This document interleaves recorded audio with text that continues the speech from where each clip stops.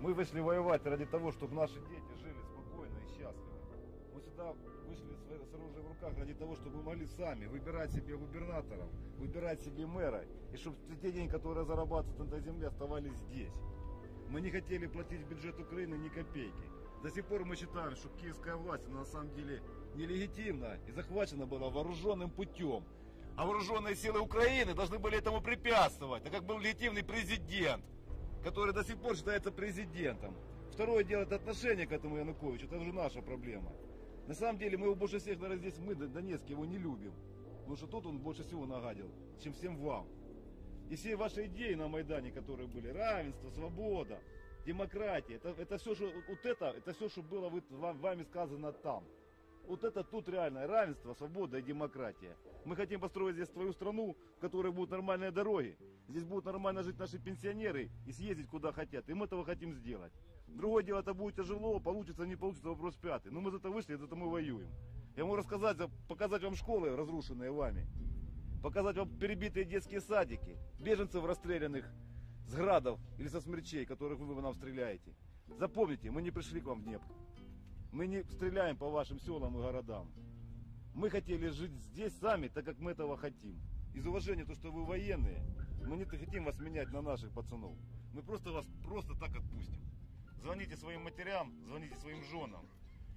Ваш командир стоит, список ваших фамилий, имена, отчества. Передаете командиру, дайте им бумагу и ручку, пускай напишут. Созваниваются со своими родственниками прямо сейчас. Мы уже позвонили, завтра вы все едете домой. Для вас война закончилась. Единственное, я вас предупреждаю, что в следующий раз, когда вы сюда приедете с оружием в руках, я не буду с вами разговаривать, я уже сказал вашему командиру, в плен мы вас больше брать не будем. Если у вас еще совести хватит сюда приехать, ребята, мы с вами одной веры, мы с вами одной крови. Я уверен, что наши деды, скорее всего, когда-то где-то на фронтах Великой Отечественной войны пересекались, и прадеды. И вот просто вам не стыдно к нам сюда прийти? Жалко, что мы не можем показать вам отдельный, второй, там какая-то артиллерийская бригада. Точная копия СС Галичины. 79 лет дивизии СС Галичина. Нагрудный знак. Вот так вот к нам приходят сюда. Ну, надеюсь, вам стало все-таки хоть чуть-чуть, хоть капельку стыдно.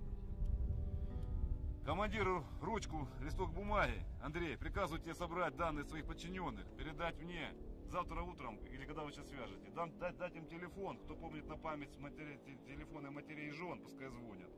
Сейчас всех вынести им чай, бутерброды, накормить. Пока не поедят, и сюда не уезжать. Выполнять.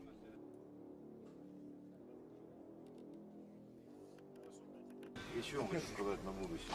Честно скажу, каждого из вас буду видеть гостя. Просто гость. Сюда найдется и чашка чая, и рюмка водки. И что в рот положить тоже найдется. Но вот как врагов больше видеть вас не хочу. Вообще. И предупреждаю. В следующий раз, когда встречаться будем как друг, как гостя встречу, ну вот как врага. Это был последний ваш. Потом не отпущу.